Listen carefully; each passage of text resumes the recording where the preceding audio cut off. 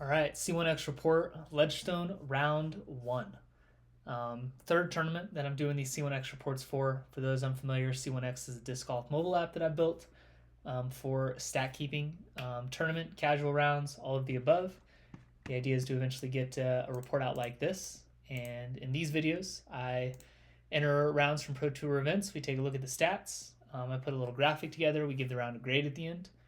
And hopefully have a good time while doing it. So we've got the scores up here for Ledgestone round 1, hiding the top of the leaderboard in case anybody doesn't want a spoiler. Was taking a brief look at what went down during the first round and saw Colin Bryant up here tied for fourth. A name that probably most people aren't super familiar with. I know I wasn't up until last year. I got to play with Colin at the Las Vegas Challenge. And I know he's been trying to play a few tour events just because I've seen him at them. But I wanted to cover his round just because he was an absolute pleasure to play with in Las Vegas. I don't know if he's young enough for me to call him a kid, but he was a great kid. He had his dad on the bag. Dad was super nice. Just a great time to play with him. And we're going to enter Colin's round into C1X because he also absolutely shredded. So first things first, for these new tournaments, we've got to add the course in. So we are, I said I wasn't going to spoil it, and then I did. I think we're at Eureka Temp here. We're going to hide the phone keyboard so I can type a little faster. But Eureka Temp, 18 holes. We'll do the pars first as always. We've got 1 and 2 are par 4s, 6 and 8 are par 4s, 13 par 5, 14, 16, and 18. All right, definitely Pro Tour caliber course, not Northwoods Black, which is going to be all the way at the end here, but I'd say about there is a good gauge of difficulty. Let's enable this toggle here. We'll add in the hole distances. I am still constantly developing the app. I mostly finished the mobile version today. I'm going to build a smartwatch app. So for those that want to, you can log your shots without pulling out your phone during rounds.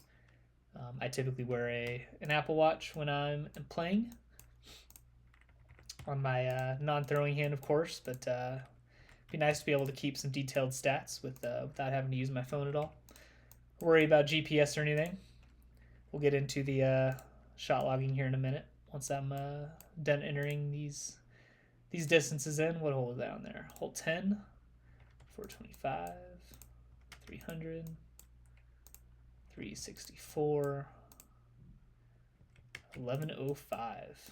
I don't think I've actually entered in a 4-digit number into the app yet on these Pro Tour courses, so we're going to see if I cause some layout issues there that we've got to fix.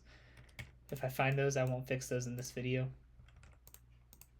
But yeah, just a couple things left to do, and then C1X Mobile is largely finished. So this is kind of what version 1 is going to look like at launch. But yeah, done entering the course, so we hit confirm. And now we've got Eureka Temp to play on. So then we'll go back, start a round, and let's score Colin's round in Peoria. Starting hole 1. All right, so first shot off the tee, leaning on the fairway. I'm pretty familiar with Eureka Temp. I think you just blast one over that lake, try to end up somewhere on the hill. Don't go OB long. For those that would have an issue with it, Colin threw one in the fairway and then parked it at 10 feet for the birdie, which is a great feeling, I'm sure. Looks like some putts can get pretty sketchy on that first green with the water behind it. In the big hill, get some rollaways. Never great. I've never played Eureka Temp, but seen it enough on video to know. Hole 2, driving in the fairway. Did take a penalty stroke, which looks like it was on the second shot. But looks like he got a 32-footer for the par putt and made it, which I'm sure it's a good feeling. Get a 32-footer out of the way for par on hole 2. Parked hole 3 for birdie at 7 feet in the basket for 2 down. Hole 4 through the drive into circle 2. Can never tell the distance on these stats, so we'll just put it just outside circle 1. May have been a longer bid, may not have had a bid at all, but circle 2 one way or another. And then that one landed at 16 feet, made the comebacker for par. Hole 5 looks like just threw that shot in the fairway. And then, clicked outside of it. Threw his approach shot up to 9 feet for the tap in par. Hole 6, par 4, drive landed in the fairway. Then we've got another penalty, but had a putt from 16 feet for the par. So looks like finding OB, but just right around the green. Or no, I'm on hole 6. Sorry, this is a bogey.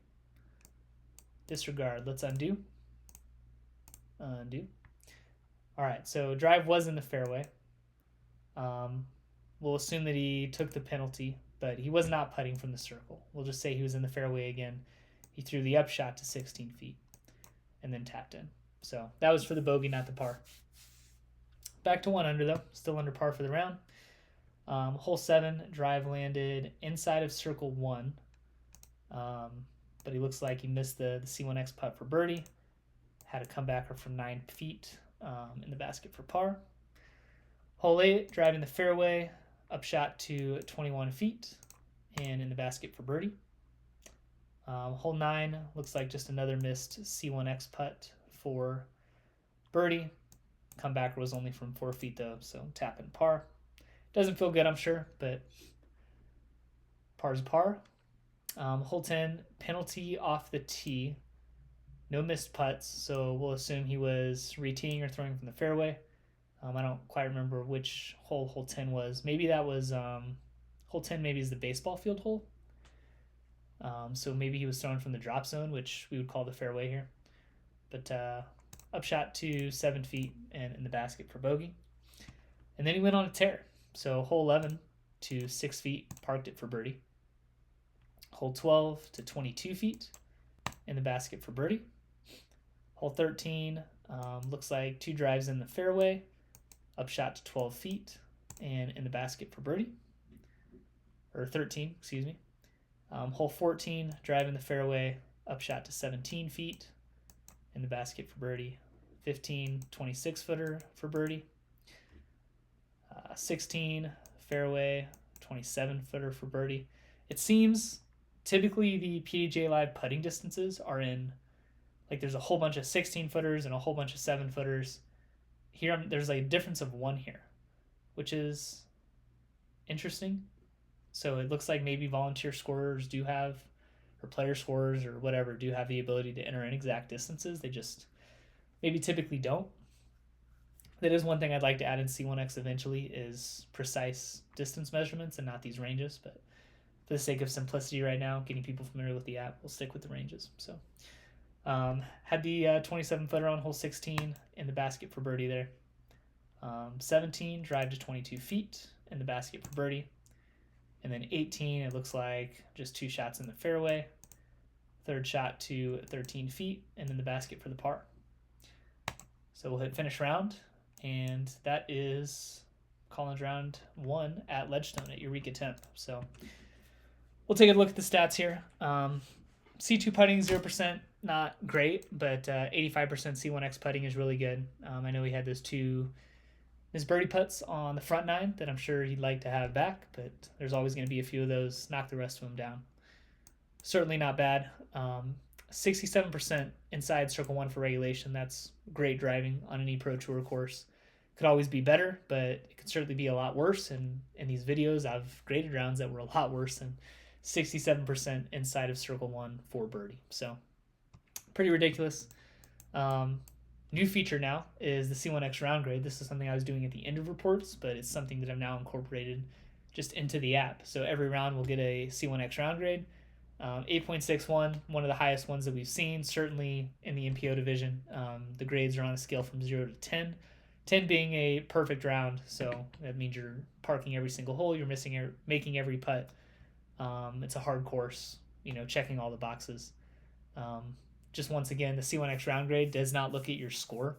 C1X is a stats-based app, so the round grade looks at stats. It looks at driving stats, it looks at putting stats. Obviously, if you're scoring well, your stats are probably going to be decent, so there's certainly some correlation there. I've added the division metrics on here just as kind of a fun measurement to track. There is also female protected divisions in the app now. If someone wants to enable those in the app, you just hit this toggle and everything will show in the female protected divisions. But yeah, so great round grade. Hole breakdowns, similar to what we saw on PDGA Live. Few penalty strokes in there, but turn it on the those back 6 holes. Back 8, really. No missed circle 1 putts, all circle 1 putts, except for a couple of approach shots, but that's it. That's a pretty great way to finish and build some momentum going into tomorrow. So at Northwoods Black, where you need these driving stats to be really good. The fact that he's throwing good shots at Eureka Temp is a good sign. You'd hate to see a kind of a rough driving day with good putting at Eureka Temp, because if you're not driving it to Northwoods Black, you're not getting putts in the first place. But great stats all around.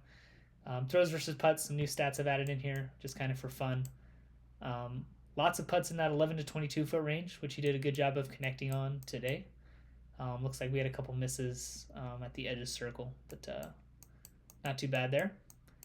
Not only was he inside circle 1 in regulation, what was it? 67% of the time. But he was converting on a pretty high number of those birdies too. So these stats look at the frequency at which you're inside circle 1 and circle 2 for regulation and what percentage of the time you make birdie on those attempts. Made every putting comebacker, which just means no 3 putts. Penalty rate, a little bit high, but there's a lot of OB out of Eureka Temp, so not overly surprising. Certainly a much better back 9 than front 9. Scored 4 strokes better on the back 9 than the front. I don't remember which of the 9s is more scoreable. I feel like the consensus was that the front 9 was easier, that you wanted to score on the front 9, and then there was a stretch on the back 9, maybe not the whole back 9, that was harder. I could be totally wrong on that, but if I'm right, it makes the back 9 even more impressive here. So yeah, that's Colin's round. Pretty great round. Certainly sitting in tied for 4th at a pro tour, which is great by basically everyone's standards. So let's build our graphics now. So we're going to come down here. I did not do the title yet, so we're going to build out the whole thing here. TGTP plus Discraft Ledgestone Open. All right, obviously we're going to have to make this all a little bit smaller here so we can fit it. What color should we do for this? We've got Peoria, IL, right? Spelling it right, Peoria. Yep. All right. Kind of a silly thing to go over on video here, but I feel like Ledgestone is kind of a red and blue type of event. Am I crazy in thinking that? Maybe we do this. A little red and blue. We'll make these all red as well. Let's go. Oh, maybe we go blue with these. Doesn't really matter, I know. Yeah. All right. And then we've got, what was that round rating? 1062. 1062. Crazy round. Got Colin Bryant, round 1. And it was a neg 8, 55. Keep the neg 8 there. Let's take our screenshot, get that graphic in. So I build out these graphics just to highlight the reports, kind of what C1x is doing. This is going to go up on the C1x Instagram, and then we're going to build a thumbnail for this video to go up as well on the C1x YouTube. Let's pick out the stats to show on the graphic. Circle 1 in regulation is a crazy stat to me. 67% at a Pro Tour course with a lot of OB. Pretty great. So we're going to show circle 1 of regulation. We'll show the C1x putting just because, you know, the app's called C1x, so we can stay on brand there. And last stat to show. What do we think?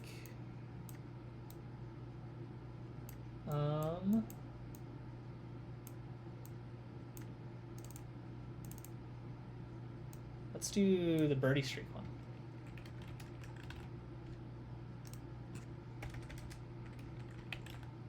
Seven holes in a row on pretty much any course is really good. On a Pro Tour course, even more so. So yeah, maybe let's make this a little bit bigger.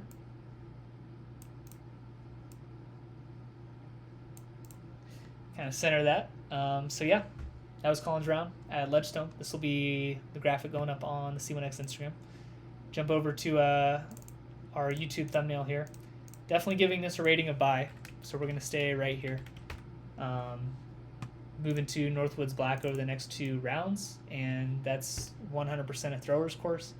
Colin proved today, especially on the back half of the round, which for momentum's sake is where you'd want it to be, that he's thrown the disc well. So TGPT, Discraft, Ledgestone Open.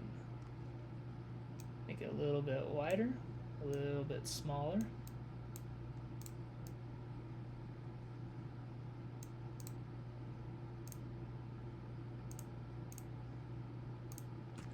Round 1. Does that look terrible? I don't think so. It's good enough. I'm a one-man show here. I don't have a big production crew. All right, round grade 8.61, which is crazy. Ezra Robinson's round up here was his winning round from Turku, which was also a great round. Slightly lower C1X grade than Colin's round here. So great round 1 by Colin. Hopefully he can continue that at Northwoods Black, and giving him the rating of buy. I've got money on him to keep it going. So I know that that place can be brutal to some people, but I think he's got it. And we'll call it there for the C1X Report Ledgestone Open round 1. 4-round tournament. We've got 2 more rounds of Northwoods Black, and then Eureka Temp to finish on Sunday. As always, I'll probably try to stay on the day for rounds 2 and 3. Round 4, I like to watch the coverage, so I'll postpone the final day report just to not spoil it for myself. But yeah, this will be the thumbnail for the video up on the C1X YouTube channel, and then this will go live on the C1X Instagram shortly.